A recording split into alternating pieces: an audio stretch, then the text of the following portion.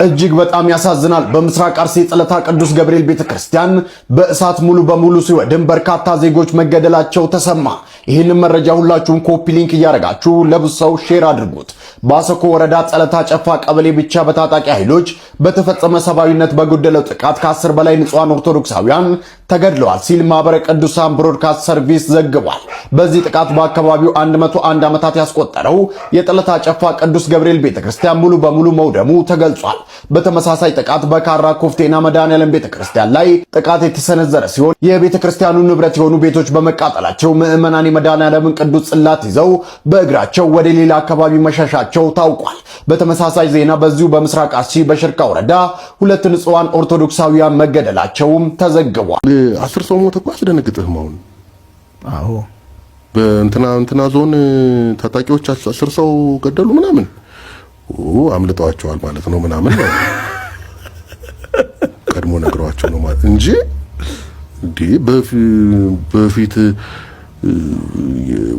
ዜናው እኮ የሚገርምህ ምን ሲሆን መሰለህ?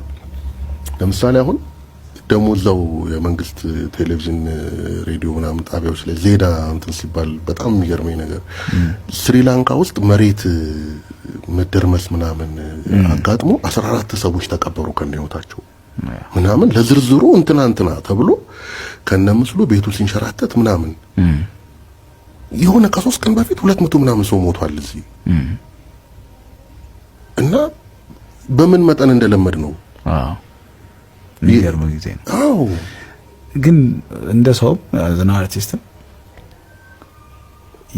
ሌላ በቡርጂ ምርጫ ጣቢያ አስፈጻሚዎች ራሳቸው በምርጫ ጣቢያ መረጃ የቡርጂ የምርጫ ጣቢያ ሙሉ በሙሉ እንዲዘጋ መወሰኑን በአሁኑ ሰዓት የኢትዮጵያ ምርጫ ቦርድ ይፋ አድርጓል። 7ኛው ጠቅላላው የኢትዮጵያ ጠቅላላ ምርጫ ከሌሊቱ 7 ሰዓት መጠናቀቁን በአሁኑ ሰዓት የኢትዮጵያ ምርጫ ቦርድ ይፋ አድርጓል። ነገር ግን በቡርጂ የምርጫ ጣቢያ አስፈጻሚዎች ራሳቸው በምርጫ ወረቀት ላይ ምልክት አድርገው መምረጣቸውን ተከትሎ ሙሉ በሙሉ የምርጫ ጣቢያው እንዲዘጋ መወሰኑን በአሁኑ ሰዓት የኢትዮጵያ ምርጫ ቦርድም ይፋ አድርጓል። ለማንኛውም ቪዲዮን አያይዤላችኋለሁ፣ እስቲ አብረን እናዳምጥ።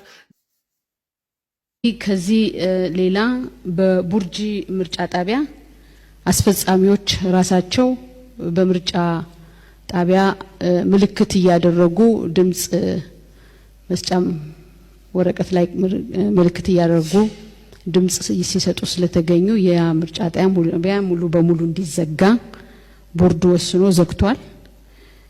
ይሄንን ለፈጸሙት አስፈጻሚዎች ደግሞ በቀጣይ የሚወስደውን እርምጃ የሚያሳውቅ ይሆናል።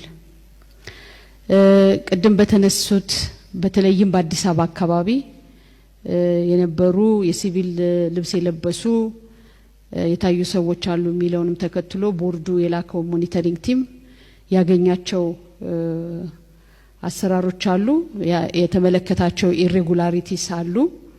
እነዚህን ኢሬጉላሪቲስ በሙሉ በተመለከተ በየሄደበት ምርጫ ጣቢያ ይሄ ሞኒተሪንግ ቲም ሪፖርቱን ኮምፓይል አድርጎ ለቦርድ ሲያቀርብ ቦርዱ ውሳኔ የሚሰጥባቸው የታዩባቸው ምርጫ ጣቢያዎች አሉ። ያው እንግዲህ ያንን በዝርዝር ጊዜው ሲደርስ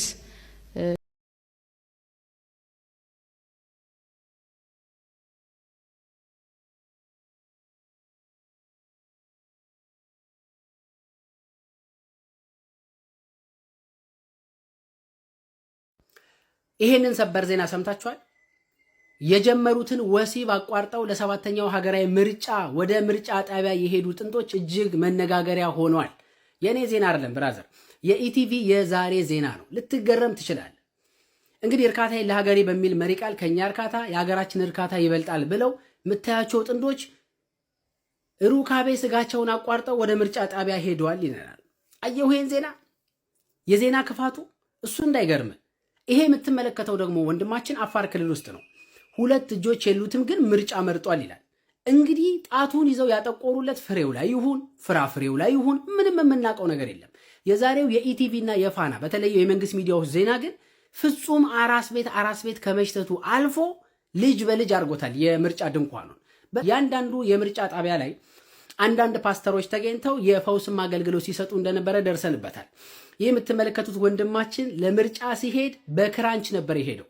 ምርጫ መርጦ ሲመለስ ግን እንደ ቦቀቅላ ሕፃን እየሮጠ ሲሄድ ታይቷል።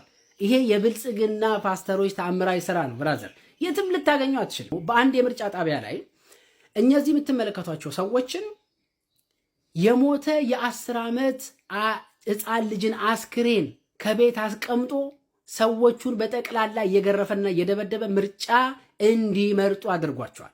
ይሄንንም በሰበር ዜና በራሱ ሚዲያን ያስተላልፈው ተመልከተው። እንዲህ አይነት የረከሰ ብልጽግና ነው ያለው ዛሬ። የረከሰ እንዳለ ዛሬ የምርጫ ጣቢያዎችን አራስ ቤት በአራስ ቤት ከማድረጉ የተነሳ የምትመለከቷቸው ምስሎች በቃ ለቁጥር ያዳግታሉ። 2 ሰዓት ለሞለጃ ሲቀራት መታ መርጣ፣ ከወለደች በኋላ ተመልሳ ደግሞ መታ መረጠች፣ በምጥ ላይ ሆና መረጠች፣ እርግዝናዋ ሳይበግራት መርጣ መረጠች።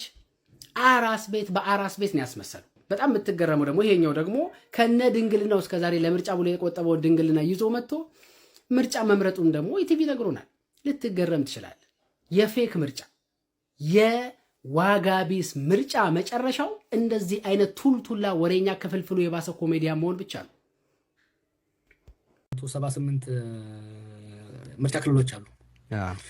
ኦልሬዲ ማማ እንደሚያሸንፍ እናውቃለን። በነገራችን ላይ ከተቃዋሚም ጋር ተደራድረዋል እኮ። ለምሳሌ ለኦፌኮ አቅርበው ነበር ከ30 እስከ 50 ወንበር እንሰጣቸዋለን በገንዘብ ድጋፍም እናደርጋለን ሲባል ወንበር እኮ ህዝብ እንጂ እናንተ አይደለም ተብለው ነው የተመለሱት። ከሌሎች ተቃዋሚዎችም ጋር ኦልሬዲ ከተቃዋሚ ማን እንደሚገባ ይታወቃል። አማራ ክልልም ኦሮሚያም ላይ ያለቀ ምርጫ ሳይካሄድ ምርጫውን ያሸንፋል ነው የምትለኝ? ሊስት ላደርግልህ እችላለሁ እነማ ፓርላማ ውስጥ እንደሚገቡ። ኦልሬዲ ሊስቱ አለ አልቋል። ተሰርቶ በብልጽግና ቢሮ በጠቅላይ ሚኒስትሩ ቢሮ ተሰርቶ ቢሮ ደርሶ ሰዎች የማይወዳደሩበት ሰሞኑን ኢትዮጵያ ኢንሳይደር መሰለኝ ገዢው ፓርቲ የማይወዳደርባቸው ቦታዎች አሉ የተሰጡ። አሁን እነሱ የአማራ ክልልና የአዲስ አበባ ብቻ ነው ያስቀመጡት። ኦሮሚያም ላይ ደቡብም ላይ ምን ያህል ተቃዋሚ እንደሚገባ ምን ያህል የግል እንደሚገባ ተወስኗል። አሁን ኢንተርኔት ላይ አንዳንዴ እጩዎችን ያለው ይህም ፓርቲ ወክለው ብዙዎቹን የደህንነት አባል እንደሆኑ ማቃቸው የገዢው ፓርቲ አባል እንደሆኑ ማቃቸው በግል ማቃቸው ልጆች የተቃዋሚ ወክለው ገብተዋል። ስለዚህ ከተቃዋሚም ማን እንደሚገባ ኦልሬዲ ድርድር ተደርጎ ነው። ይሄ ብልጽግናን ብቻ መኮነን አይደለም የሚያስፈልገው። ከተቃዋሚ ማን እንደሚገባ አይደለም ስንት ወንበር ተቃዋሚው ለምሳሌ ኤ የሚባል ወይም ሀ ወይ ለ የሚባል ተቃዋሚ ስንት ወንበር እንዲያገኝ ብቻ አይደለም የተወሰነው፣ ከዛ ተቃዋሚ ውስጥ መግባት እንዳለበትም ብልጽግና ወስኗል ኦልሬዲ። ሶ ምን ይሆናል መሰለ ኦሮሚያና አማራ ላይ እና ሌላም ላይ የምርጫው ቀን ይኖራል። በወረዳ ከተማ ላይ በተወሰነ ሴኩሪቲ ይዘህ ምርጫ እንድትካሄድ ታደርጋለህ። ገጠር ይዶን ቦዘር ውዝት እዛ ቴዲና ጃዋር ተመርጠዋል ብለህ የፓርላማ አባል ሆነው ይመጣሉ።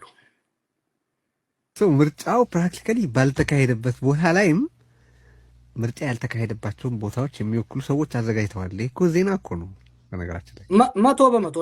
እኔ በእርግጠኛ ልንገርህ፣ ለምሳሌ ምዕራብ ሸዋ ላይ ከአውራ ጎዳና ውጪ የትም ቦታ ምርጫ ማካሄድ አይችሉም። ሰሜን ሸዋም እንደዛው ነው። ምስራቅ አርሲ እንደዛ ነው። የምስራቅ ሸዋም እንደዛ ነው። የአማራ ክልሉም ጎንደር፣ ጎጃም እንደምታውቀው ነው። ቁጭ ብለው ይሄንን ገመገሙ። ሰዎች ይንቋቸዋል። እነኝን የኢህአዴግ ልጆች ሰዎች ይንቋቸዋል። በኢህአዴግ ጊዜ የነበረውን ማጭበርበርና ሸር እነኚህ በእጥፍ ነው ዘመናዊ አድርገውታል። በኤአይ ነው እየሰሩት ያሉት ታውቃለህ። እና ምን ብለው ወሰኑ እንዴ? ድሮ ስታሊን ያለው ነገር አለ አይደለም? በስታሊን ጊዜ እኮ ምርጫ ምንድነው? ሰው ይመርጣል፣ ቆጣሪ ነው አንተ ብትቆጣጠረው። ኢትስ ኖት ሁ ቮትስ ሁ ማተርስ ሁ ካውንትስ አይደል ያለው ስታሊን። እነኚህ እንደዛ አይደለም ያሉት። ኖ ምርጫ እኮ መደረግም ግዴታ ተደረገ መባል እንጂ ያለበት